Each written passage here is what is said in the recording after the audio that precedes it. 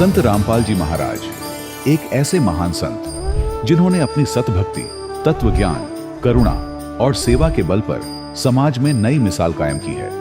संत रामपाल जी महाराज की अगुवाई में उनके सभी सतलोक आश्रमों से समाज कल्याण के अद्भुत कार्यों ने समाज को सुनहरे भविष्य की एक नई उम्मीद दिखाई है। संत रामपाल जी महाराज से नाम दीक्षा लेने के बाद लाखों लोगों की लाइलाज बीमारियां जैसे कैंसर, एड्स आदि ठीक हुई। संत जी के ज्ञान से प्रेरित होकर उनके अनुयायियों ने लाखों यूनिट रक्तदान किया। संत जी ने लाखों बहन बेटियों का दहेज मुक्त विवाह करवाया।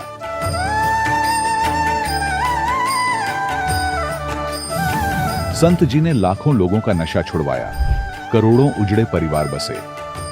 संत जी के आश्रमों में समागम के दौरान निःशुल्क नेत्र चिकित्सा, दंत चिकित्सा प्रदान की जाती है। संत रामपाल जी महाराज द्वारा समय समय पर पर्यावरण संरक्षण के उद्देश्य से बड़े स्तर पर वृक्षारोपण किया जाता है। संत जी ने जरूरतमंदों को तत्काल राहत पहुंचाने के लिए एम्बुलेंस सेवा शुरू की। संत जी अपने अनुयायियों को देहदान के लिए प्रेरित करते हैं, जिससे मानवता की सेवा और चिकित्सा क्षेत्र में सुधार हो सके। संत रामपाल जी महाराज के सभी आश्रमों में हर रोज निःशुल्क भंडारा आयोजित किया जाता है, जहां हर वर्ग, हर जाति और हर धर्म के लोग एक साथ बैठकर भोजन करते हैं।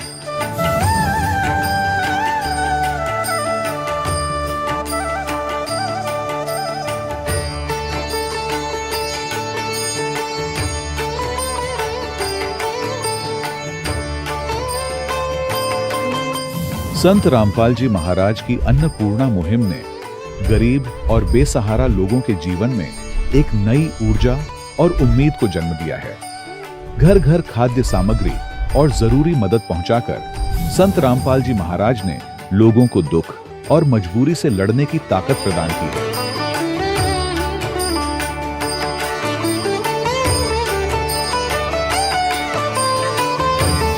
संत रामपाल जी महाराज द्वारा गरीब लोगों के लिए घर बनवाने का अद्भुत कार्य एक ऐसी मिसाल कायम कर रहा है जो सदियों सदियों संत जी की उदारता और दया भावना के तौर पर जाना जाएगा।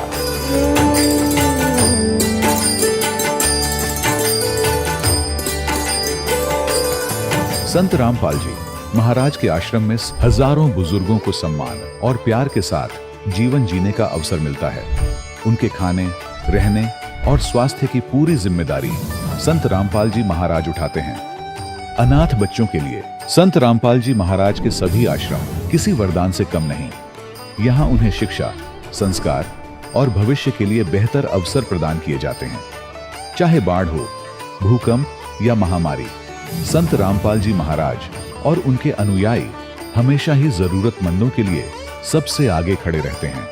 कोविड महामारी के दौरान संत रामपाल जी महाराज के आश्रमों से करोड़ों लोगों के लिए भोजन, दवाइयां और जीवन रक्षक सामग्रियां उपलब्ध कराई गई। चाहे गरीब की मदद हो या किसी शोषित और पीड़ित वर्ग के हक और सम्मान की लड़ाई, संत रामपाल जी महाराज ने हमेशा ही उनकी दबी आवाज को सरकारों तक पहुंचाया है और उन्हें उचित न्याय दिलवाने में अहम भूमिका अदा की है।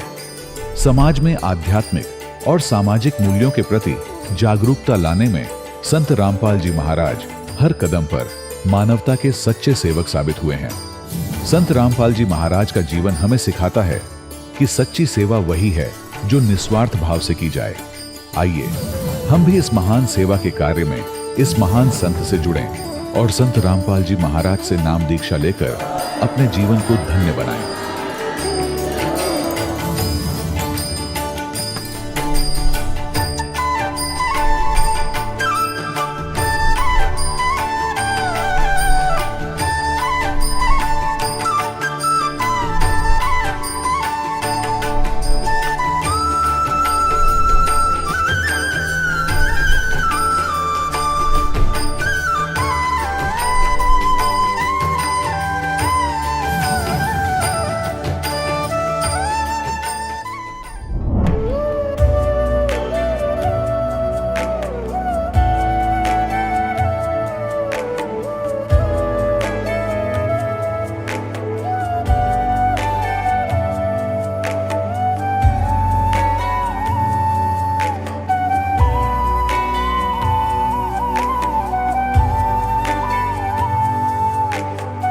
गीता अ18 के श्लोक नंबर 62 में भगवान स्वयं कह रहे हैं कि अर्जुन उस परमेश्वर की शरण में जा जिसकी कृपा से परम शांति व शाश्वत स्थान अर्थात सतलोक को प्राप्त होगा।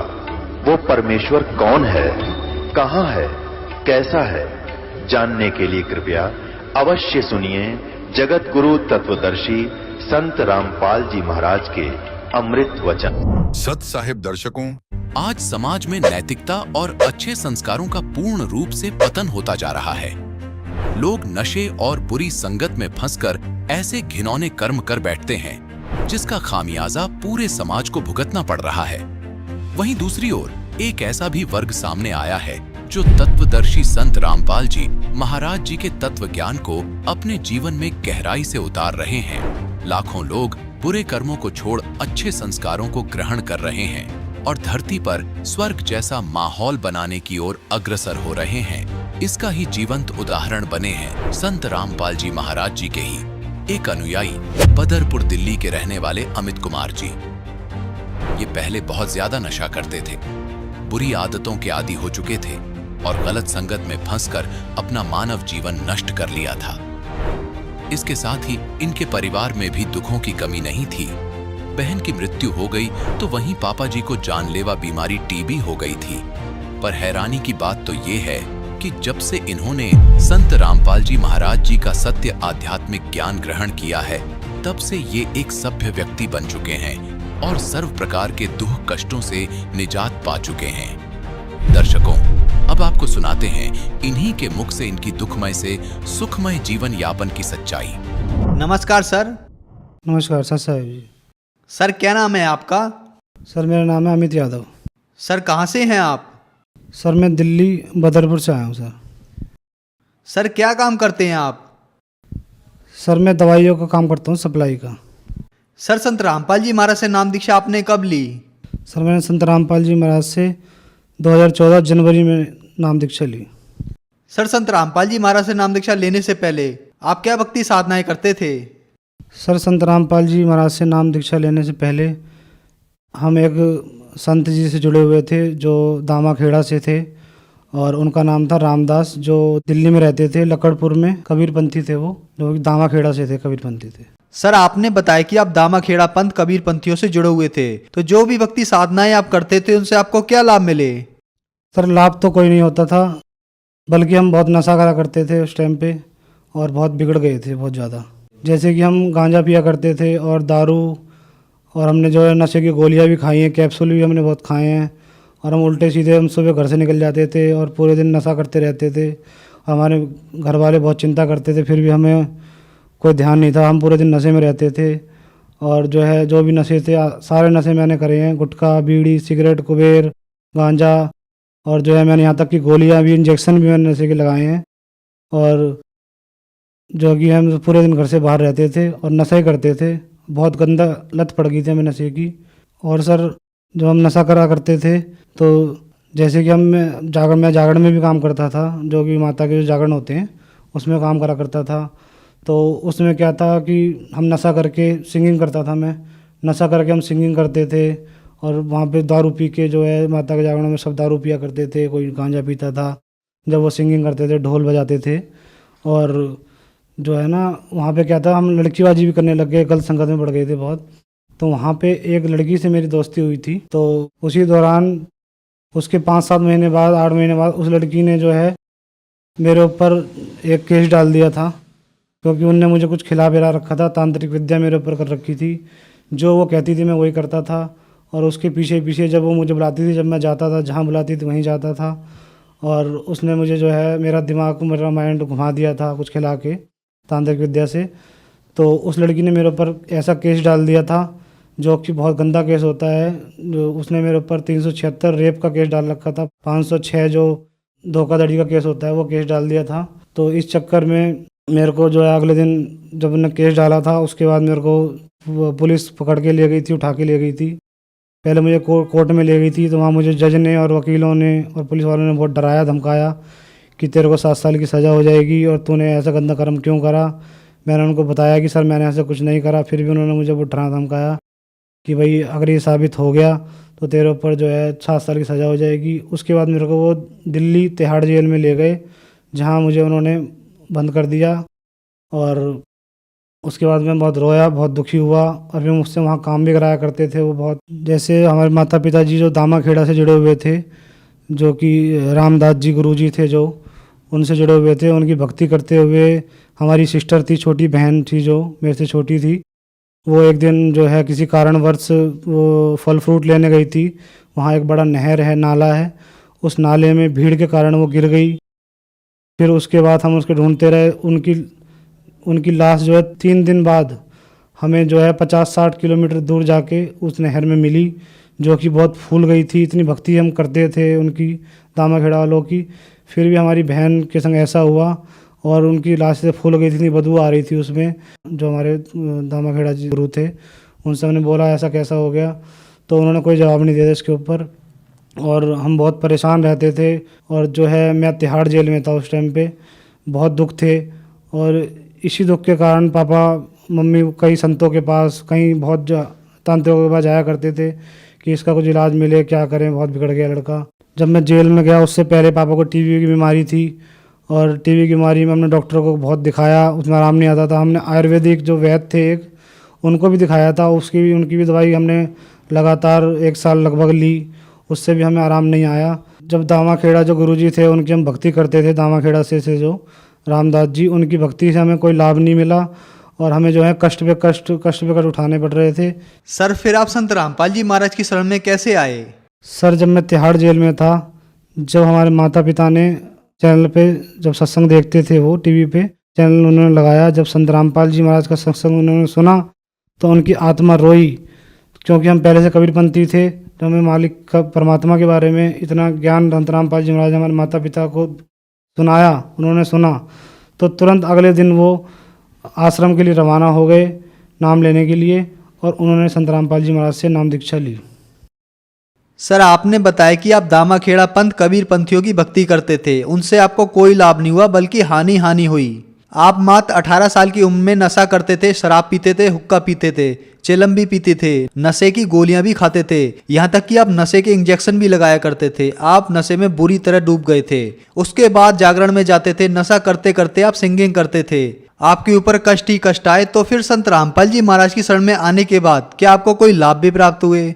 जब मैं तिहाड़ जेल में था तो हमारे पिताजी बहुत दुखी थे, माता पिताजी जो हमारे गुरु थे रामदास दामाखेड़ा से, उनसे उन्होंने अरदास लगाई, पूछा कि इसका कुछ, हमारे बेटे का जो है इतना दुखी है, कष्ट है, इसका निवारण करो और इसका कैसे क्या करना है। तो उन्होंने सीधा जवाब दे दिया कि मैं इसमें कुछ नहीं कर सकता। जब मैं तिहाड़ में था, जो मेरे पे केस चल रहा था, तो हमारे माता पिताजी ने वकील कर रखा था। जब मुझे तिहाड़ जेल में 15-20 दिन हो गए थे, तो उस वकील ने जो थे वो कुछ करता नहीं था। वो पैसे हम कम से कम 1-1.5 लाख रुपए हमसे ठग चुका था। कहता था बस निकलवा दूंगा और ये कर दूंगा, बोलता रहता था वो, लेकिन उन्होंने कम से कम 1.5 लाख रुपए हमारे माता पिता ठग लिए थे। जब सदगुरु रामपाल जी महाराज से हमारे माता पिताजी ने नाम लिया, उसके बाद लगभग 5-7 दिन बाद जब मेरी मिलाई के दिन था, उस दिन माता पिताजी मेरे से मिलने आए, तिहाड़ जेल में, दिल्ली में है जो। और मेरे को उन्होंने बताया कि बेटा हमने संत रामपाल जी महाराज जो हैं, उनका सत्संग सुन के हमने उनसे नाम दीक्षा ले ली है, और आप भी ऐसा करा करो और संत रामपाल जी महाराज की जय बोल के प्रणाम करा करो, तो परमात्मा आप पे दया करेंगे। तो मैं जो है डेली, फिर पहले वहाँ जेल में मैं देवी देवताओं की, हनुमान जी की और शंकर जी की बहुत भक्ति करा करता था। फिर हमारे पिताजी ने जब से मना कर दिया, मैंने वो छोड़ दी और मैं प्रणाम करने लग गया, संत रामपाल जी महाराज से गुहार लगाने लग गया, परमात्मा से प्रार्थना करने लग गया, परमात्मा मुझे बताओ। और उसी के 4 दिन बाद रात का समय 8 बजे था, जब मैं बैरिंग के अंदर था और मैं बहुत माता पिता की याद आ रही थी और मैं उस टाइम रो रहा था, तो मेरी आवाज़ लगाई, जो वहाँ पुलिस वाले होते हैं उन्होंने आवाज़ लगाई अमित यादव के नाम से। तो मैं उठा, तो मैंने सोचा क्या हो गया, क्या मुझे और कहीं ले जा रहे हैं या मुझे मारेंगे। मैं बहुत डर गया था, लेकिन उन्होंने बोला कि भाई तेरी जो है बेल हो गई है और 9 बजे तेरे को जो है बाहर चले जाना। उन्होंने बोला था बाहर छोड़ के आएंगे 9 बजे। उस टाइम फिर मैं बाहर आया, फिर मेरे माता पिताजी मुझे मिले, बहुत रोए थे माता पिताजी और मुझे घर ले गए। फिर अगले दिन मुझको आश्रम संत रामपाल जी महाराज के पास ले गए, जहाँ मैंने सतगुरु रामपाल जी महाराज की दया से नाम दीक्षा ली। हमारे वकील थे जो, उन्होंने मुझे साइड में ले जाके बताया और तेरे को बाज्यत बरी होगा तू, और ये मेरे बस की बात नहीं है, ये तुम्हारे जो गुरु हैं संत रामपाल जी महाराज उनकी कृपा है। और ऐसे बहुत केस होते हैं, जितने भी केस हम पे आए हैं उन केसों में सब पे सजा होती है, लेकिन तेरा एक ऐसा केस देखा है तेरे गुरुजी की दया से जो तू बाइज्जत बरी हो जाएगा। और मैंने फिर पूछा वकील साहब से, मैंने वकील साहब क्या हुआ, तो उन्होंने बोला बेटा तेरे गुरुजी की दया से तू बाइज्जत बरी हो गया है और ये तेरे गुरुजी की दया है और इसमें हमारा कोई सहयोग नहीं है, संत रामपाल जी महाराज ने किया है। जब मैं संत रामपाल जी महाराज से नाम दीक्षा नहीं ली थी, उससे पहले मैं बहुत नशा करा करता था, नशे में पूरा घिर चुका था। उससे मेरे मम्मी पापा रिश्तेदार सब परेशान थे। जैसे मैं दारू भी पिया करता था और गांजा अफीम, और मैंने जो है गोलियां भी नशे की खाई है, इंजेक्शन भी मैंने लगाए, और गुटखा बीड़ी मैंने कुछ नहीं छोड़ा, जो भी नशा है सब नशा मैं करता था और मेरा बुरा हाल हो चुका था। मैं सूख के एकदम जैसे मरने की तरह हो जाते हैं, बिल्कुल सुकड़ा पतला सा हो गया था। और मुझे सब चिढ़ाया करते थे रिश्तेदार, मुझे हमारे माता पिता को बोला करते थे कि ये मर जाएगा। और जब मैंने संत रामपाल जी महाराज से नाम दीक्षा ली तो ये सब नशे मेरे छूट गए और मुझे बहुत अच्छा मालिक की तरह से जीवन मिला।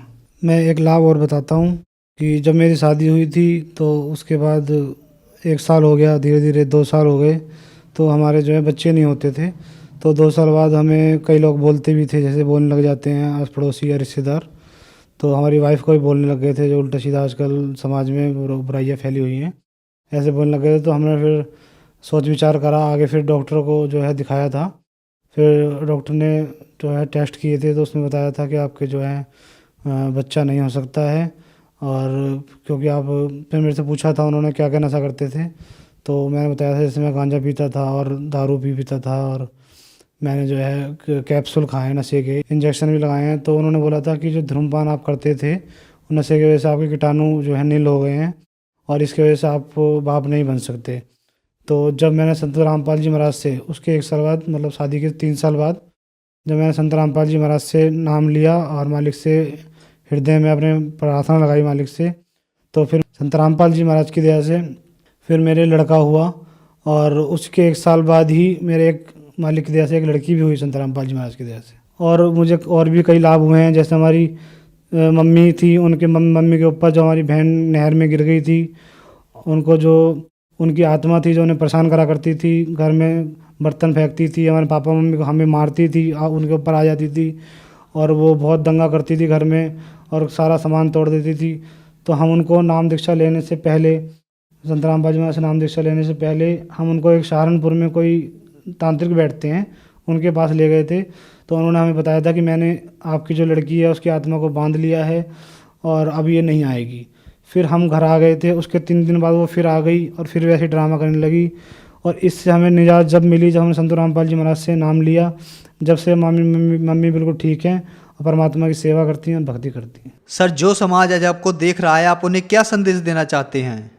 मैं सभी भगत समाज को यही संदेश देना चाहता हूँ कि पूर्ण परमात्मा धरती पे आ चुके हैं और संत रामपाल जी महाराज का सत्संग सुने चैनल पर और ज्ञान को समझें, गीता वेदों में मिलाएं, किसी का कहना ना माने, किसी गुरु के चक्कर में ना पड़ें। गीता वेदों में संत रामपाल जी महाराज जो बताते हैं उनको मिलाएं और सतगुरु रामपाल जी महाराज से नाम दीक्षा लेके अपना कल्याण करवाएं। सर, आज का युवा नशे में लिप्त है। नशा एक बहुत बड़ी बीमारी बनता चला जा रहा है। आप भी बहुत सारा नशा करते थे और जो लोग नशा करते हैं और बहुत सारे पैसे खर्च करने के बाद भी वे अपना नशा नहीं छोड़ पा रहे हैं, तो क्या संत रामपाल जी महाराज से उनका नशा छूट सकता है? हाँ जी, जैसे मैं नशा करा करता था, संत रामपाल जी महाराज की दया से मेरा नाम दीक्षा लेते ही सारा नशा छूट गया। ऐसे ही जो मेरे भाई और बुजुर्ग जो भी हैं जो नशा करते हैं, उनको मेरा संदेश है संत रामपाल जी महाराज की दया से कि जो है नशे को त्यागें और संत रामपाल जी महाराज से नाम दीक्षा लें। और संत रामपाल जी महाराज से नाम दीक्षा लिए बिना आपको नशा नहीं छोड़ सकते। सरकार भी बहुत सी अभियान चलाती है नशे के ऊपर, और लेकिन उसमें कुछ फ़ायदा नहीं होता। अगर नशा छूट सकता है तो सिर्फ संत रामपाल जी महाराज की शरण में आके नशा छूट सकता है, अन्यथा कहीं नहीं।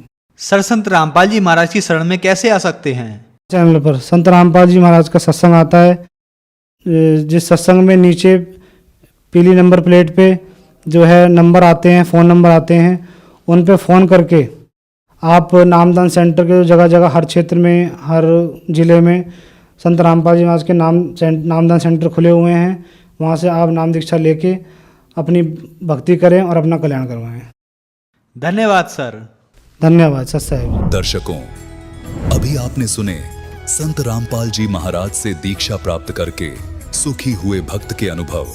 अब देखिए जगत गुरु तत्वदर्शी संत रामपाल जी महाराज के मंगल प्रवचन।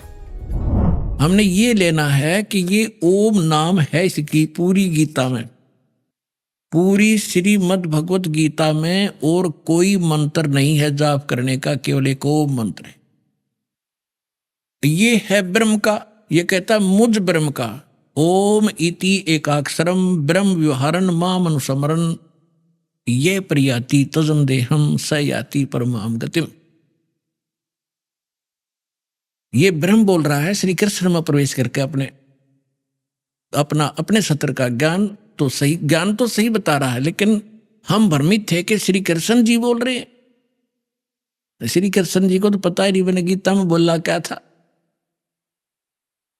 अब गीता अध्याय नंबर 17 के श्लोक नंबर 23 में गीता ज्ञानदाता कहता है कि जो वो परमात्मा है, तत्ब्रह्म है, उसकी भक्ति तत्वदर्शी संत बताएंगे, उनसे पूछो। और उसका संकेत दिया ओनली, देखिएगा गीता अध्याय नंबर 17 का, और ये श्लोक नंबर हम यहाँ आएंगे 23 पे। इसमें लिखा कि ओम तत्सत इति निर्देश ब्रह्मण तिर्विध समर्थ ब्राह्मणा तेन वेदा च यगा च विहिता पुरा। ये खुद का अनुवाद करते हैं ओम ओम तत् तत् सत सत। यह ऐसे यह 3 प्रकार का सच्चिदानंद घन ब्रह्म, ब्रह्मण सच्चिदानंद घन ब्रह्म अर्थात परम अक्षर ब्रह्म का नाम कहा है। ये है परम अक्षर ब्रह्म का नाम, और वो है केवल वो ओम मंत्र, वो है केवल ब्रह्म का मंत्र। अब जो दास आपको सिद्ध करना चाहता है कि ये गीता ज्ञान दाता ब्रह्म है, और ब्रह्म का मंत्र है ओम, और ये ब्रह्मा विष्णु महेश का पिता है। और ओम नाम आज तक ये ऋषि महर्षि और दुर्गा इस ओम तक के मंत्र को ही महत्व देते रहे। इनको वो ओम तत्सत मंत्र का ज्ञान नहीं था जिसे मोक्ष होना है। अब ये तो आपको दिखाया श्रीमद् भगवत गीता में। इससे आपको साथ साथ ये भी क्लियर होगा कि दास जो कह रहा है कि वही वेदों वाला ज्ञान श्रीमद् भगवत गीता में है, लेकिन इनमें इनकम्प्लीट नॉलेज है, कंप्लीट नहीं है, लेकिन गलत नहीं है। और जो पुराण हैं, उपनिषद हैं, वो ज्ञान यदि इन दोनों शास्त्रों से मेल नहीं खाता है तो वो नकली है, झूठा है, वो शास्त्र विरुद्ध ज्ञान है। जैसे राधे राधे श्याम मिला दे, हरे कृष्ण हरे राम, ओम नमः शिवाय, ओम भगवते वासुदेव नमः, इस तरह की जो ना उठ पटांग से जो मंत्र इन्होंने जाप करने के लिए हमें दे रखे हैं, ये शास्त्र विरुद्ध है। ये मंत्र नहीं है मोक्ष के। ये मंत्र जो दास आपको बता रहा है, जैसे आपको प्रथम मंत्र दिया जाता है जिसमें सभी कमलों में बैठे ये प्रधान, क्योंकि हम इस शरीर में आके फंस गए, और ये ब्रह्मांड समझो, एक पिंड समझो, एक अंड समझो, ये एक ही है। और हम इसे जब निकलेंगे, जब हम यहाँ के प्रधानों से जो हम सुविधाएं प्राप्त कर रहे हैं और हम ऋणी हो गए हैं, कर्जवान हो गए हैं, लोन हमारे पर गढ़ा हो गया कर्ज, तो हम इनसे बरी हो जाएंगे, तब हम चलेंगे। तो वो मंत्र भी उस सूक्ष्म वेद के अंदर, तत्व ज्ञान के अंदर वो मंत्र कंप्लीट लिखा हुआ है जो दास आपको देता है। उसके बाद फिर मंत्र है वो सतनाम। ये सतनाम मंत्र भी परमात्मा की वाणी में उस सूक्ष्म वेद में लिखा है, और जिन महापुरुषों ने परमात्मा पाया उन्होंने यही नाम जाप करा। लेकिन सार नाम की छींट भगवान ने लागण नहीं दी। और सतनाम तक आपको संकेत जरूर दूंगा ताकि आपको दृढ़ता आवे कि सचमुच ये है वो सतनाम जो आज तक ढोल पीटा करते, सतनाम सतनाम करया करते, पर इनको सतनाम का कख भी नहीं पता था। सतनाम है क्या चीज, जो ठेका ले रहे थे सतनाम का, खास कर ये राधा स्वामी पंथ वाले, इनको खुद नहीं मालूम सतनाम सतलोक है, सचखंड है, के सांग है। यो तो पुण्यात्मा धीरे धीरे आपको पूरा कोर्स कराया जाएगा। नए बच्चे आते हैं, ये सामूहिक शिक्षा स्थल है, इसमें प्रथम कक्षा के बालक भी आते हैं, इसमें दूसरी कक्षा के भी हैं, इसमें 10वीं वाले भी हैं, इसमें PhD वाले भी हैं, और MA B.Ed वाले, BSc वाले भी हैं। तो उन सबके सत्र का थोड़ा थोड़ा ज्ञान इसमें सामूहिक बताया जाता है। तो जिसके जो सत्र का होगा उसको उतना ही ग्रहण हो जाएगा। अब आपको दिखाते हैं यजुर्वेद अध्याय नंबर 40 के मंत्र नंबर 15 को। इसमें भी यही कहा है, देखिएगा। और इसके अनुवादक है महर्षि दयानंद, प्रकाशक है सार्वदेशिक कार्य प्रतिनिधि सभा 2/5 महर्षि दयानंद भवन, रामलीला मैदान, नई दिल्ली से। और ये यहां से छपा है, Prince Offset Printer 1510 Pataudi house, Daryaganj, New Delhi से। ये देखिएगा यजुर्वेद भाषा भाष्यम 44वां अध्याय 40वां अध्याय, और यहां ये 15वां मंत्र है। इसमें क्या लिखा है कि वायु अनिलम अमृतम अथिदम भस्मांतम शरीरम ओम करतो समर किलबे समर करतुम समर। कितना सिंपल मंत्र है। और इस अनुवाद करता नाड़ी ने महर्षि दयानंद ने अड़ंगा कर रखा है। क्या लिखा है? करतो माने हे कर्म करने वाले जीव तू शरीर छूटते समय। अब ये ओम मंत्र है ना, ओम, इस क्योंकि इनका अनुवाद कर रहा है ये करतो, ये ओम ब्रैकेट में ले लिया। अब इसने आगे ये नहीं लिखा कि ओम नाम को स्मरण कर, क्योंकि ये खुद अज्ञानी था। अनुवाद भी अड़ंगा कर दिया। यहां लिखना था ओम ओम, जैसे श्रीमद् भगवत गीता के अनुवादकर्ताओं ने ओम प्रणव लिखा है, ऐसे लिखना था यो, इस ओम का जाप कर। और इसने क्या कर दिया देखिए, बालक भी समझ ले इसको। इसने लिखा कि कर्तो माने हे कर्म करने वाले जीव तू शरीर छूटते समय ओम, इस नाम वाच्य ईश्वर को स्मरण कर, ना कि ओम को स्मरण नहीं कर। है ना अज्ञान इसका। यहां लिखना था इस ओम को स्मरण कर।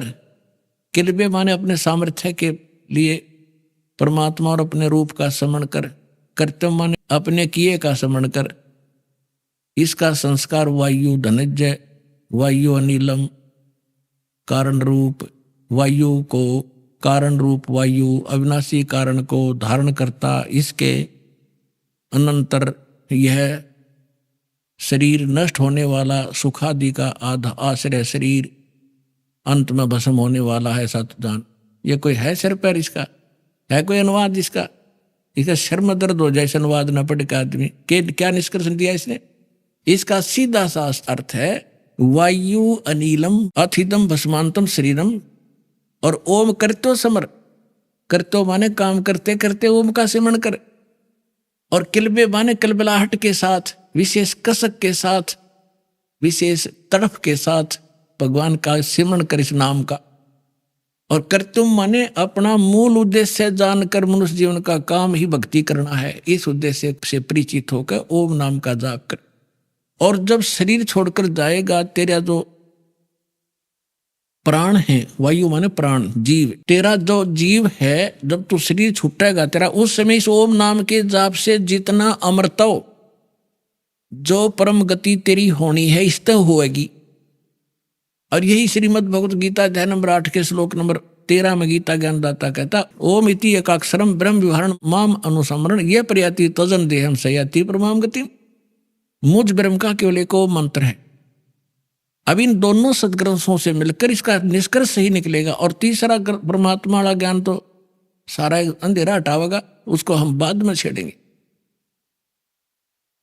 तो पहले आप जिन सदग्रंथों पर आधारित हैं इन्हीं में प्रमाणित किया जाए, ताकि आपकी बुद्धि आगे कैच करने योग्य हो कि आगे भी जो बोलेगा दास सारी सच्ची होंगी। अब इन दोनों सदग्रंथों से, पवित्र वेद और पवित्र गीता से ये सिद्ध हो गया कि दोनों एक ही जैसा ज्ञान रखते हैं।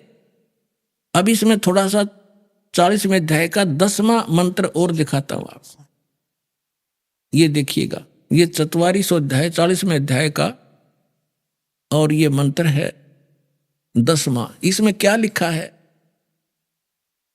हे मनुष्य, जैसे धीराणाम मेधावी योगी विद्वानों से, धीराणाम माने तत्वदर्शी संतों से जो वचन सुनते हैं, ये वेद ज्ञानदाता कह रहा है, जैसे गीता में कह रहा हुआ है जो का तुम। और वे जो लोग हमारे लिए विचक्षरे माने विस्तार पूर्व कहते हैं, जो वे लोग संभवात माने संयोग जन्य कार्यों से, असंभवात माने उत्पन्न नहीं होने वाले कारण से। ये तो अटपट कर रहा था, इन्होंने तो भांग का टूटा मार के और बैठ जाता जो एंड बेंड लिख अनुवाद कर दिया मैं ऋषि मान्य रहे थे इसने। अब इसमें संभवात माने उत्पन्न होना, ये स्पष्ट है इन्हीं के शब्दों में। असंभवात माने उत्पन्न नहीं होने वाला, और संभवात माने जन्य यानी उत्पन्न होने वाला। संभवात माने उत्पन्न होने वाला, इसका सीधा सा अर्थ है कि कोई तो आहु माने कहते हैं, कोई तो कहते हैं कि परमात्मा उत्पन्न नहीं होता, और कोई कहते हैं कि परमात्मा उत्पन्न होता श्री राम और श्री कृष्ण रूप में।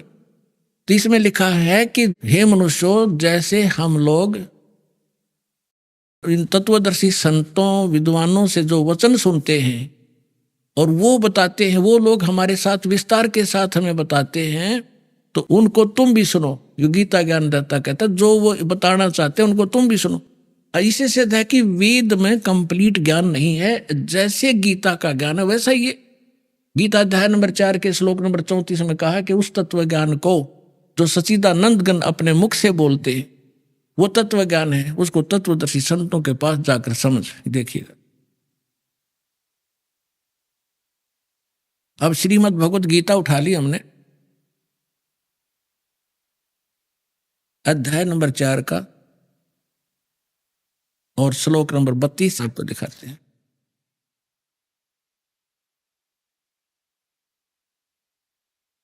ये देखिएगा, गीता अध्याय नंबर 4 का ये श्लोक नंबर 32 है। इसमें इन्होंने यहां गड़बड़ कर दी। इसमें एक ब्रह्मणे शब्द है, ब्रह्मणे मुखे। इन्होंने अनुवाद किया है कि इस प्रकार और भी बहुत तरह के यज्ञ, यज्ञ माने यज्ञ यानी धार्मिक अनुष्ठान, इन्होंने ब्रह्मणे का अर्थ कर दिया वेद की वाणी में, मुखे माने वाणी में। यहां लिखना था सच्चिदानंद घन ब्रह्म परम अक्षर ब्रह्म ने जो अपने मुख कमल से बोली वाणी उसमें। अब ये ब्रह्म जहां ये विचलित हो गए वहां अनर्थ कर डाले इन्होंने, ब्रह्मणे का अर्थ यहां वेद लिख दिया। और यहां देखना 17वें अध्याय का भी आपने पढ़ा था, 17वें अध्याय का जो 23वें श्लोक में ये ब्रह्मणे शब्द है, यहां विचलित नहीं हुए। ये 17वें अध्याय का गीता श्रीमद् भगवत गीता का ये 23वां श्लोक है। इसमें है ओम तत्सत निर्देश है ब्रह्मणे, ये ब्रह्मणे शब्द है, उसमें भी है त्रिविध समर्थ है। इसमें इन्होंने सही किया कि ओम ओम तत् सत सत, ऐसे ही 3 प्रकार का ब्रह्मणे माने सच्चिदानंद घन ब्रह्म यानी परम अक्षर ब्रह्म का नाम कहा है। ये परम अक्षर ब्रह्म सच्चिदानंद घन ब्रह्म यानी ब्रह्म से अन्य कोई ब्रह्म है। तो यहां इन्होंने ब्रह्मणे का अर्थ वेद की वाणी कर दिया। अब चौथे अध्याय का 32 में फिर आगे यहां लिखा है कि इस प्रकार और भी बहुत तरह के यज्ञ, यज्ञ माने धार्मिक अनुष्ठान, सच्चिदानंद घन ब्रह्म की वाणी, मुखे माने उसने अपने मुख कमल से बोली उस वाणी में, विस्तार से कहे गए हैं। उन सब को तू कर्म जान यानी काम करते करते हठ योग से नहीं, जैसे अभी आपने यजुर्वेद अध्याय नंबर 40 के मंत्र 15 में पढ़ा, ओम कर्तु समर किलबे समर और कर्तुम समर। सूक्ष्म वेद में लिखा है नाम बैठत नाम उठत नाम सोवत जागवे, नाम खाते नाम पीते नाम सेती लागवे। यानी काम करते करते सिमरण कर, चलते फिरते सिमरण कर, भगवान को भूलना मत। जब भी समय मिले उसी समय उसको याद कर। गीता अध्याय नंबर 8 के श्लोक नंबर 5 और 7 में गीता ज्ञानदाता भी कहता है कि अर्जुन यदि मेरी भक्ति करनी है तो युद्ध भी कर और मेरा सिमरण भी कर। यानी युद्ध से कठिन काम नहीं होता, उसमें भी सिमरण करना। और ये हठ योग और जंगल में जा बैठना, खड़े होकर तब करना, ये कहां से लाए? ये शास्त्र विरुद्ध साधना थी।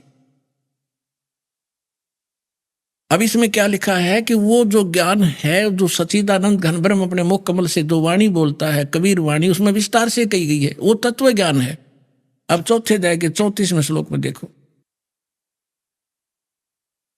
अब 34वें श्लोक में क्या कहा है कि जो ज्ञान, उस ज्ञान को जो सच्चिदानंद घन ब्रह्म अपने मुख से बोलते हैं, उस वाणी को, उस तत्व ज्ञान को, उस ज्ञान को तू तत्वदर्शी ज्ञानियों के पास जाकर समझ। यानी गीता में ज्ञान नहीं है वो, और उनको भली भांति दंडोत प्रणाम करने से, उनकी सेवा करने से, कपट छोड़कर सरलता पूर्वक प्रश्न करने से वे परमात्म तत्व को भली भांति जानने वाले, यानी गीता ज्ञानदाता से अन्य कोई परमात्म तत्व है, परमात्म तत्व को भली भांति जानने वाले तत्वदर्शी संत, यानी तत्वदर्शी संत, तत्वदर्शी न, वो ज्ञानी महात्मा तुझे तत्व ज्ञान का उपदेश करेंगे। इति सिद्धम के गीता के अंदर वो तत्व ज्ञान नहीं है। और ये ओम नाम ब्रह्म का है। ओम के जाप से क्या उपलब्धि होती है, कौन सी परम गति होती है, अब ये निष्कर्ष निकालते हैं। इसके साथ साथ ये भी निष्कर्ष निकालेंगे कि ब्रह्मा विष्णु ये महेश ये भगवान नहीं है, ये ईश नहीं है। हमारे सदग्रंथों में लिखा, देखिएगा, ये शिव महापुराण, इसमें संस्कृत भी साथ है, प्रथम भाग। ये कहां से छपा है? श्री शिव महापुराण, विद्यावरिधि पंडित ज्वाला प्रसाद जी मिश्रकृत, हिंदी टीका सहित, खेमरा श्री कृष्णदास प्रकाशन, मुंबई। अब आपको थोड़ा वर्बली समझाता हूं कि एक बार श्री ब्रह्मा जी विष्णु जी के पास चले गए और इन ऋषि महर्षियों ने जो साधनाएं की, हठ योग किए, समाधिस्थ हुए, ये काल भगवान जो इन ब्रह्मा विष्णु महेश का पिता है, इसने प्रतिज्ञा कर रखी है कि मैं अपने ओरिजिनल काल रूप में कभी किसी के समक्ष नहीं आऊंगा। तो ये क्या करता है, जो ये ऋषि लोग समाधि लगाया करते, हठ योगी ने सीख रखा था, डले डौन की आदत थी, तो किसी को ब्रह्मा जी के रूप में दर्शन दे देता। जो ब्रह्मा जी को ये आम ऋषि अपने पास ही देखा करते थे साकार में, किसी को विष्णु जी के रूप में दर्शन दे देता, किसी को शिव जी के रूप में, अपने पुत्रों के रूप में। तो जो साधक था वो ये कहने लग जाते, भाई ये ब्रह्मा जी खुद भगवान है, ये अपने को छुपाए बैठे। इस बात से ब्रह्मा जी फूल गए, मैं प्रजापिता हूं। और जिनको विष्णु जी के रूप में दर्शन दिए उसने, वो विष्णु जी के गुणगान करने लगे कि ये सर्वेश्वर है, महेश्वर है, सारी सृष्टि के रचने वाले यही है। इस बात से विष्णु जी को भ्रम हो गया कि मैं भगवान हूं। और इसी तरह शंकर भगवान की सती थी, जानो। अब एक दिन ब्रह्मा जी चले गए विष्णु जी के पास। विष्णु जी अपने सारे नौकर नाकरों के पास आराम से लेटा था। यहां तक मान बढ़ाई हुई तो बहुत बुरी है ना। और ब्रह्मा जी आए, जब ये खड़े नहीं हुए और न ही सत्कार किया, अक्कदे मेरी बेइज्जती हो जाए, विष्णु जी ने सोची। तो ब्रह्मा जी ने कहा कि मैं तेरा बाप आया हूं और तू मुझे देखकर आकड़ पाड़ा है। विष्णु जी बोला कि मैं तेरा बाप हूं, तो मेरी नाभि कमल से उत्पन्न हुआ है। ब्रह्मा जी कहने लगे कि नहीं, सारा संसार मेरे से उत्पन्न हुआ है और मैं सर्वेश्वर हूं, सबका उत्पन्न करता हूं। इस बात पर दोनों का झगड़ा हो गया। फिर ये काल ने इनके बीच में एक लिंग खड़ा कर दिया, तेजों में स्तंभ, बहुत लंबा चौड़ा। ये झगड़ा भूल गए, उसका और छोर खोजन लगे। फिर वो खुद आ गया अपने पुत्र शिव जी का रूप बना के, और फिर लग गया इनको ज्ञान देने कि तुम भगवान नहीं हो, अपने आप को भगवान मान बैठे। ये देखिएगा, अब हम इस पुस्तक से आपको क्लियर करेंगे। श्री शिव महापुराण, विद्यावरिधि पंडित ज्वाला प्रसाद जी मिश्रकृत, हिंदी टीका सहित, खेमरा श्री कृष्णदास प्रकाशन, मुंबई। इसके ये देखिएगा, विद्वेश्वर संहिता है ये, 11 पृष्ठ पे विद्वेश्वर संहिता अध्याय 6 भाग 1। इसमें लिखा है, नंदी केश्वर बोले, जो शंकर भगवान का वाहन है, नंदी केश्वर बोले कि हे योगेंद्र, आगे एक समय विष्णु भगवान शेष सैया पर अपने गरुड़ादि पार्षदों से संयुक्त लक्ष्मी सहित शयन करते थे, लेटे हुए थे। उस समय ब्रह्म ज्ञानियों में श्रेष्ठ ब्रह्मा जी अपनी इच्छा से वहां आए। सब प्रकार से सुंदर सेज पर शयन करते हुए कमल लोचन विष्णु जी से पूछने लगे, तुम कौन हो जो मुझे देखकर अभिमानी पुरुष के समान शयन करते हो? हे वत्स, हे बेटा। ब्रह्मा जी बोले विष्णु ने, विष्णु जी से कहने लगे कि हे बेटा उठो, मैं तेरा जनक आया हूं। हे वत्स उठो, देखो मैं तुम्हारा स्वामी आया हूं। आए हुए गुरु को देखकर, गुरु माने बड़े को, जो अभिमान करता है उस द्रोही मूड का प्रायश्चित होना उचित है। यह सुनकर विष्णु जी के अंतर में तक क्रोध हुआ, अंदर तक घना गुस्सा हुआ, पर ऊपर तक शांत, लोग दिखावा शांत रहा, बाहर से शांत रहे और बोले कि वत्स, ए बेटा तुम्हारा मंगल हो, बैठो, इस आसन पर विराजो। इस समय तुम्हारा नेत्र कुटिल और मुख वक्र क्यों हो गया, यानी टेढ़ी आंख क्यों कर रहा है तू? आजा, बैठ जा बेटा। ब्रह्मा जी बोले, हे वत्स, हे बेटा विष्णु, तुमको समय के प्रभाव से अभिमान है। हे पुत्र, मैं तुम्हारा रक्षक और जगत का पिता हूं। विष्णु जी बोले, ये सब जगत मुझ में स्थित है, तुम चोर के समान किस प्रकार अपना कहते हो? तुम मेरी नाभि कमल से उत्पन्न हुए हो, इससे मेरे पुत्र हो, मुझे पुत्र कहना व्यर्था है। तो देखो पुण्यात्माओं, ये हमारे आचार्य शंकराचार्य, ये भी तो हमारे धर्मगुरु, इनकी पूजा करवाया करते। बालका तो भी कमजोर बुद्धि के व्यक्ति है। एक 4ठी कक्षा के बच्चे लड़ा कर आपस में, और फिर टीचर उनसे पूछता है क्यों झगड़ रहे थे, इधर आओ। वो उनमें से कहता, जी ये यूं बोला, मैं तेरा बाप। वो दूसरा कहता, ना जी पहले यूं बोला, अग मैं तेरा बाप, इसलिए लड़े थे हम, एक दूसरे को नो पकड़ रहे थे। ये हमारे भगवान लड़ा आपस में, वो कह मैं तेरा बाप, वो नो कह मैं तेरा बाप, तू मेरा बेटा। और फिर इनके बाप ना आके इनका छुटकारा करवाया। अब ये तो प्रसंग आगे ज्यादा ना बताकर, क्योंकि विषय आज थोड़ा सा दूसरा है। अब ये क्या हुआ कि फिर वो काल आ गया इनका पिता इनके बीच में, और उसने आके फिर इनको समझाया कि तुम भगवान नहीं हो। देखिएगा, और दिखाता हूं थोड़ा, एक झलक और रहेगी थोड़ी सी। अब हम ये 11 पृष्ठ पढ़ रहे हैं विद्वेश्वर संहिता का। यहां आ गया, नंदी केश्वर बोले, यहां तक हमने पढ़ लिया, इससे मेरे पुत्र हुए, मुझे पुत्र कहना व्यर्थ है। नंदी केश्वर बोले, इस प्रकार ब्रह्मा विष्णु दोनों ही रजोगुण से मुग्ध होकर विवाद करने लगे, लड़न लगे। मैं श्रेष्ठ हूं, मैं स्वामी हूं, ऐसा कहकर एक दूसरे को मारने की इच्छा से युद्ध करने में उत्सुक हुए। संपूर्ण देवता विमान में बैठकर उस महाअद्भुत युद्ध को देखने चले आए, और आकाश में उनके ऊपर फूल बरसाने लगे। देख लो आगे देवता, अरे थरा गजब। दो ये दकट के मरने तैयार हो रहे दोनों भाई, और देवता ऊपर तो फूल बरसावे, कहाँ कर दो काम, मरो लड़के, शाबाश, बहुत अच्छा काम कर रहे हो। ये थे हमारे, जो हम जिनको इष्ट और जिन ग्रंथों को हम सत्य मानकर पढ़ा करते। इसमें खाक ज्ञान है। दो भाई लड़ रहे हों तो भला पुरुष बीच में बढ़ा करे, बचाव करा करे, ना भाई नाश हो जाएगा, झगड़ा नहीं करा करते।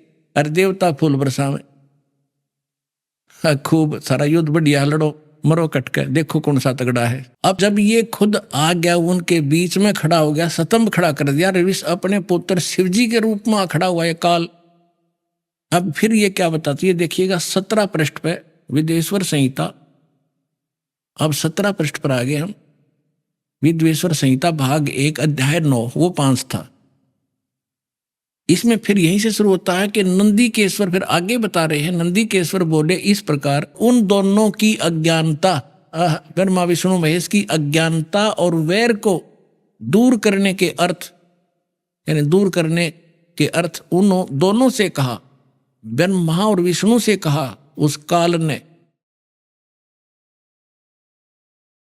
वो भगवान जो आया था उसने क्या बताया कि मेरे सकल और निष्कल भेद से दो रूप हैं, परंतु और ईश्वर नहीं। इस कारण से उनके दो रूप नहीं हो सकते। पहला सतम रूप जो पिलर खड़ा कराया था, पीछे मूर्तिमान जो शिव के रूप में खड़ा हुआ वो रूप धारण किया, तो इससे ब्रह्म रूप निष्कल, निष्फल नहीं निष्कल है, वो निराकार है। और ईश्वर रूप सगुण, मैं शंकर रूप में तो सगुण हूं, और वो सतम खड़ा कर दिया था वो निष्कल था। अभी आपने सुने संत रामपाल जी महाराज के मंगल प्रवचन। आइए अब सुनते हैं संत रामपाल जी महाराज से नाम दीक्षा लेकर सतभक्ति करके अद्भुत लाभ प्राप्त करने वाले अनुयायी के विचार। दर्शकों, जब एक सफल वकील जो समाज में अपनी पहचान और प्रतिष्ठा बना चुका हो आध्यात्मिक मार्ग पर चलने का निर्णय लेता है, तो यह एक असाधारण कहानी बन जाती है। ऐसी ही प्रेरणादायक कहानी है लुधियाना, पंजाब के विकेश जी की, जो पेशे से एडवोकेट और हनुमान जी के कट्टर भक्त थे। विकेश जी के जीवन में सफलता और उपलब्धियों की कोई कमी नहीं थी। वे स्वयं को विद्वान और अपने ज्ञान पर गर्व करते थे, लेकिन इस बाहरी सफलता के पीछे उनका जीवन दुख और संघर्ष से भरा हुआ था। उनकी शराब पीने की आदत ने उन्हें इतना जकड़ लिया था कि वे पूरी रात घर के बाहर बिता देते थे, बिना यह जाने कि उनकी गाड़ी कौन चला रहा है और कौन उन्हें शराब पीने पर मजबूर कर रहा है। लेकिन फिर एक दिन उनकी जिंदगी ने एक नया मोड़ लिया। इन्हें प्राप्त हुई जगत गुरु तत्वदर्शी संत रामपाल जी महाराज द्वारा लिखित पुस्तक ज्ञान गंगा। धीरे धीरे ज्ञान को समझते हुए इन्होंने संत जी से नाम दीक्षा ग्रहण की और तब से उनका जीवन पूरी तरह बदल गया। शराब की लत जो इन्हें भीतर से खाई जा रही थी, एक झटके में छूट गई। न केवल इन्होंने नशे से मुक्ति पाई, बल्कि इनके जीवन में और भी कई चमत्कारिक बदलाव आए। सुनिए ये अनसुनी कहानी, कैसे एक एडवोकेट ने सच्चाई को किया स्वीकार और पूर्ण संत का किया आभार। नमस्कार सर। नमस्कार जी। सर क्या नाम है आपका? मेरा नाम विकेश जाम्ब है जी। मैं लुधियाना से हूँ और एडवोकेट हूँ लुधियाना डिस्ट्रिक्ट कोर्ट लुधियाना में। सर संत रामपाल जी महाराज से आपने नाम दीक्षा कब ली? मैंने संत रामपाल जी से नाम दीक्षा 25 दिसंबर 2016 को ली है जी। सर संत रामपाल जी महाराज से नाम दीक्षा लेने से पहले क्या आप कोई भक्ति साधना करते थे? संत रामपाल जी से नाम दीक्षा लेने के पहले मैं कई भक्ति करता था जी। सबसे पहले मैं ये बताऊंगा कि मैं हनुमान जी का परम भगत था जी। तो मैं हर मंगलवार को हनुमान जी के मंदिर में भी जाया करता था, और बाकी दिन मैं रूटीन में मंदिर के आगे भी गुजरता था तो हाथ जोड़ के निकल जाता था। लेकिन मंगलवार वाले दिन मैं हनुमान चालीसा का उच्चारण भी करता था, पढ़ता भी था, और जितना वक्त मंदिर में मुझे लग सकता था मैं उतना बिताता था वहाँ पे। तो सर आप हनुमान जी के परम भक्त थे। जो आप हनुमान जी की भक्ति करते थे उससे आपको क्या क्या लाभ हुए? जब मैं लुधियाना में आया था 19 सितंबर 2001 को जी, तो उसके बाद मैं यहाँ पे आने के बाद जब मेरा धीरे धीरे थोड़ा सा काम चलने लग गया तो मैं बहुत ज़्यादा शराब पीने लग गया जी, बहुत ज़्यादा। तो सर ऐसा था कि शराब पीते पीते कई बार क्या होता था कि रात को जैसे 12 भी बज जाते थे, तो एक्सेस विस्की की वजह से फिर कुछ होश वोश नहीं रहता था, और मैं घर से यहाँ से निकल गए और फिर मतलब पूरी रात में घर नहीं लौटता था। फिर नेक्स्ट डे मेरे को कोर्ट भी जाना होता था, तो बड़ी हालात बड़े अजीब से थे। मैं कोर्ट भी जाता था, क्या करता कि मुझे काम भी करना है, और मुझे अपने आप से घृणा होने लगी थी कि मैं ये क्या कर रहा हूँ, मैं क्यों इतनी पी रहा हूँ। मुझे ये पता था कि मैं जो कर रहा हूँ मैं गलत कर रहा हूँ, लेकिन मुझे कोई भी ऐसी चीज़ आज तक नहीं मिली थी कि जिसकी वजह से मैं इसको छोड़ूँ। मैं सोच रहा था कि इसको छोड़ूँ तो कैसे छोड़ूँ, तो बहुत कोशिश की मैंने। इवन कई बार घर पे भी बात होती थी तो जो हमारे नियर्स एंड डियर्स हैं वो भी मेरे को कहा करते थे कि हम तेरी सब बातें मानने को तैयार हैं, लेकिन अगर तू ये विस्की छोड़ दे तो हमारा जो घर है ये ठीक हो सकता है। तो मतलब घर की हालत इतनी दयनीय थी, मैं घर नहीं लौटता था, मेरे हालात ख़राब होते थे, मैं रात को परेशान भी होता था, और कभी कभी ऐसे हालात होते थे कि कलह जिसको हम बोलते हैं, मतलब मैं क्या आपको बताऊं कि हालात जो थे बद से बदतर थे, और मैं बहुत खुद परेशान था, लेकिन बहुत कोशिशों के बावजूद भी मैं अपनी विस्की को नहीं छोड़ पा रहा था। इसके अलावा और भी कई व्यसन थे जो मैं किया करता था, और भी बहुत सी गलतियां थी जो मैं किया करता था, लेकिन मैं उनसे उबर नहीं पा रहा था, उनको छोड़ नहीं पा रहा था। बहुत देर से मैं तड़पता था। रात को कई बार मैं लौट के नहीं आता था, मुझे ये लगता था कि कहीं कोई मेरे को मार ही देगा। जब मैं रात को अकेला सड़कों पे घूम रहा हूँ, गाड़ी लेके दूर तक चला जाता हूँ लॉन्ग ड्राइव, और मुझे खुद समझ नहीं आता था कि ये कौन है मुझे भगाया जा रहा है और मैं कहाँ जा रहा हूँ, मुझे खुद को नहीं पता होता था। नेक्स्ट डे क्योंकि मुझे फिर काम करना होता था तो मैं फिर अपने काम में आके व्यस्त हो जाता था। शाम फिर हो जाती थी, फिर वही रूटीन मेरा शुरू हो जाता था। तो सर आपने बताया कि आप हनुमान जी की भक्ति करते थे और उसके साथ साथ आपको एक शराब पीने की बुरी लत लग गई और उसके कारण आपकी ज़िंदगी नर्क जैसी हो गई। तो फिर आप संत रामपाल जी महाराज की शरण में कैसे आए? सर ऐसा है कि मेरे को शुरू से अध्यात्म में इंटरेस्ट तो था ही।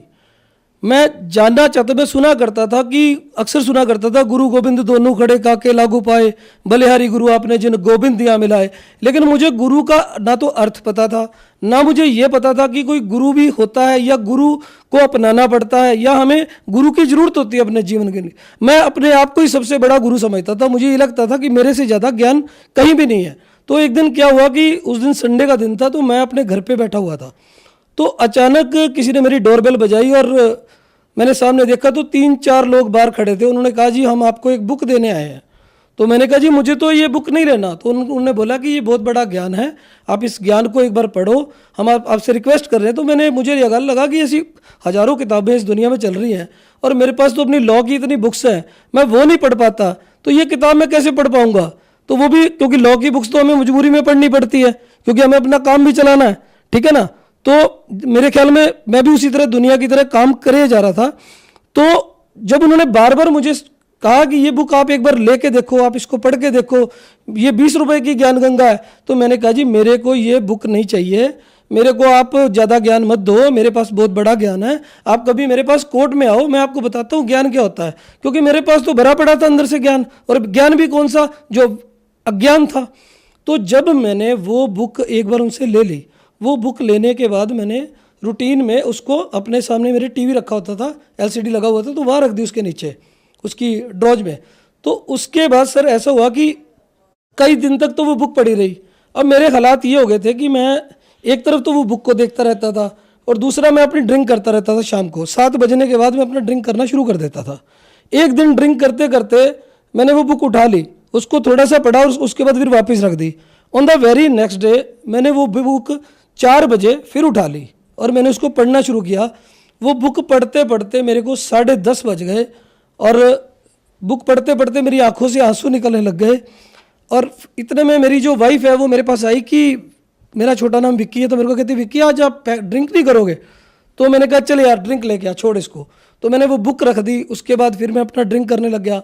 अब धीरे धीरे हालात ऐसे बन गए कि एक तरफ तो संत रामपाल जी का सत्संग चल रहा होता था टीवी पे, और दूसरा मैं उस बुक को पढ़ रहा होता था, तीसरा मैं साथ में ड्रिंक कर रहा होता था। तो मैं ये सोचा करता था भी इनको मैं देखा तो बहुत पहले से करता हूँ अक्सर टीवी पे, लेकिन मुझे समझ नहीं आ रहा था कि क्योंकि मेरे मन में एक विचार बना हुआ था कि जो संत होते हैं उनके भगवे चोले होते हैं, बड़ी बड़ी दाढ़ी होती है, उनकी बड़ी बड़ी जटाएं होती है, जो एक शुरू से मेरे मन में विचार बना हुआ था। तो मैंने देखा कि ये संत कैसे हैं जो बिल्कुल संत लगते ही नहीं हैं, एकदम सिंपल हैं, सिंपल वेशभूषा में हैं। तो फिर मैंने धीरे धीरे जब इनका ज्ञान सुनना शुरू किया और फिर वो ज्ञान गंगा जब मेरे अंदर वो ज्ञान समाना शुरू हुआ, तो धीरे धीरे मुझे ये करते करते 1 महीना बीत गया और मैं संत रामपाल जी के सत्संग सुनने लग गया। वो सत्संग सुनते सुनते मुझे ये लगने लग गया कि ये विस्की जो मेरी अब ये ज़्यादा देर टिकने वाली नहीं है, ये छूट जाएगी। तो मैं अक्सर अपनी वाइफ को कहा करता था कि मैंने इसको अब छोड़ देना, अब मैं पी नहीं पाऊँगा। मुझे ये लगता है कि जो ज्ञान मैंने पढ़ लिया इससे ऊपर, इस विश्व में 21 ब्राह्मण में इससे ऊपर ज्ञान नहीं है, और मेरी आंखें खुलती जा रही हैं। और मैंने फिर अपनी वाइफ को बोला कि अब मैं इसको छोड़ दूंगा, तो वो हंसने लग गई। और मेरे परिवार के जो जितने भी सदस्य थे, मेरे 2 बेटे हैं, तो वो भी मेरे पे हंसने लग गए कि नहीं पापा ये हो नहीं सकता, आप इसको नहीं छोड़ पाओगे, आपकी इतनी लोगों से जान पहचान है, पार्टी है, आप रात भर लेट आते हो, लोगों से मिलते हो, पार्टियों में भी चले जाते हो, तो आप कैसे छोड़ोगे। तो ये बात है कि जी 2 दिसंबर 2016 उस दिन शुक्रवार का दिन था जी। तो मैंने जो लास्ट बोतल मेरे पास पड़ी थी मैंने उसको ख़त्म किया। और उस दिन मेरे को याद है कि उस दिन मैंने अपने बेटे को जोर से आवाज़ लगाई कि क्रिश तू मेरे साथ बाहर चल, मैंने आज के बाद विस्की नहीं पीनी। तो मैंने वो बोतल उठाई, उसमें थोड़ी सी विस्की बच रही थी, तो मैंने उसको बाहर जाके उसको तोड़ दिया। वो 3 बारी में टूटी जी, 3 बारी में जब उसको तोड़ के मैंने फेंक दिया, जब मैंने अपने बेटे को बोला कि आज के बाद मैंने नहीं पियो, वो भी हंसने लग गया। वो कहता पापा ये पॉसिबल नहीं है, आप नहीं छोड़ पाओगे, हम इतने सालों से आपको देख रहे हैं। तो उसके बाद जब ये बात होती रही तो नेक्स्ट डे, उस दिन तो मैंने जो पीनी थी पी चुका था, तो नेक्स्ट डे हमारे जो थे इलेक्शनों के दिन चल रहे थे, हमारे सेक्रेटरी साहब खड़े थे इलेक्शन में, उन्होंने कहा कि देखो मैं तो इलेक्शन हार जाऊंगा अगर आप हमारी पार्टियों में नहीं आओगे। तो मैंने कहा नहीं भाई, ऐसा है कि शायद ये आपका भी लास्ट इलेक्शन है, लेकिन मैं आपकी पार्टियों में जरूर आऊँगा, लेकिन भाई अब मैं पी नहीं पाऊँगा, अब मैं आप लोगों के साथ बैठा करूँगा, आपसे बात करूँगा, लेकिन अब मैं पी नहीं पाऊँगा, मुझे परमात्मा की तरफ से आदेश हो रहा है। तो उसी रात मेरे को संत रामपाल जी ने दर्शन दिए, मेरा हाथ पकड़ा कि बेटा आज के बाद तूने ये विस्की नहीं पीनी। और उस दिन के बाद सर मैंने कभी टच भी नहीं किया विस्की को, मैं छोड़ चुका हूँ सर। इसके बाद मैंने कुछ दिन तो ऐसे चलता रहा। एक दिन जब मैं सुबह सुबह उठा तो मैंने वाइफ को बोला कि चल मेरे साथ चल, मेरे को नाम दीक्षा लेनी है। तो वो भी हैरान हो गई कि नाम दीक्षा, उसको भी नहीं पता था नाम दीक्षा क्या होती है। तो उससे पहले मैंने काफ़ी फ़ोन किए जो नंबर ये पट्टी पे चलते हैं, लेकिन धीरे धीरे मुझे इस बात का एहसास होने लग गया कि संत रामपाल कोई आम इंसान नहीं है। जिनको मैं आज तक मनुष्य समझ रहा था वही कोई और है। कहते हैं गुरु मानुष कर जानते ते नर कहिए अंध, होए दुखी संसार में फिर पड़ हैं यम के फंद। तो जिस गुरु को मैं ये समझ रहा था कि ये कोई मनुष्य है, तो मुझे बाद में धीरे धीरे इस बात का एहसास होने लग गया कि ये परमात्मा की कोई ऐसी लीला है जिसका पार्ट मुझे भी अदा करना है उनके चरणों में। तो धीरे धीरे मैं इस बात को अंडरस्टैंड करने लग गया। और 25 दिसंबर 2016 को मैंने सुबह सुबह 10:30 पे ये नाम दीक्षा ली। और नाम दीक्षा लेने के बाद जो मेरी ज़िंदगी बदल गई और मैं सब नरकों से छूट गया। सर आपने संत रामपाल जी महाराज से नाम दीक्षा ली, उससे पहले आपने बताया कि आपको एक बहुत बड़ी विस्की की लत थी, उसे आपने छोड़ दिया। क्या उसके अलावा संत रामपाल जी महाराज से नाम लेने के बाद आपको लाभ प्राप्त हुए? संत रामपाल जी से मिलने के बाद मेरे को वो लाभ हुए हैं कि जो मैं शब्दों में बयान नहीं कर सकता। सबसे बड़ी बात है कि जो मन का सुकून है, जो मेरे मन में शांति है, जो मुझे ये लगता कि मैं 1 महीने बाद शायद डायलिसिस पे चला जाऊंगा, जिस तरह मैं पी रहा था, जिस तरह मैं अपने जीवन को तबाह किया जा रहा था, तो सबसे बड़ा लाभ तो ये है कि मैं आज अपने घर में बड़े खुशी से रह रहा हूँ और कोई प्रॉब्लम नहीं है मेरे को। मेरी वाइफ, मेरे बच्चे सब मुझे प्यार करते हैं, मैं उनको प्यार करता हूँ और बहुत ही एक सुनियोजित अच्छे ढंग से हम लोग अपने घर को आगे चला पा रहे हैं। और बहुत बढ़िया, मेरी हर तरह की जो परेशानी है वो दूर हो गई है, आध्यात्मिक लाभ भी हुआ है, मन को सुकून है। आज कोई भी मेरे को कोई टेंशन नहीं है। और जो मैंने अपने जीवन में बदलाव देखा है, मैं कहता हूँ मैं सबको, पूरे जगत को, समाज को ये रिक्वेस्ट करता हूँ हाथ जोड़ के भी आप एक बार ये ज्ञान गंगा किताब को जरूर पढ़ें।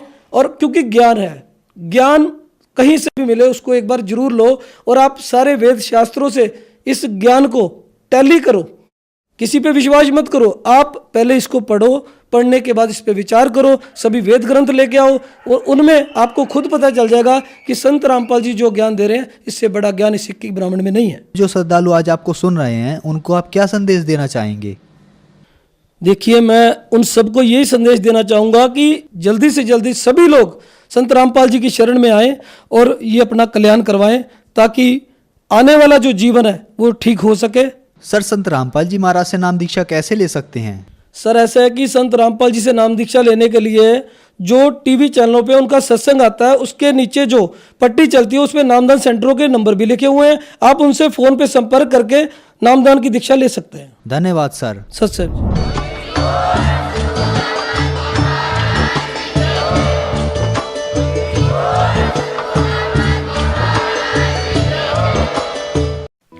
आप सुन रहे थे जगत गुरु तत्वदर्शी संत रामपाल जी महाराज के मंगल प्रवचन। अधिक जानकारी के लिए संपर्क करें।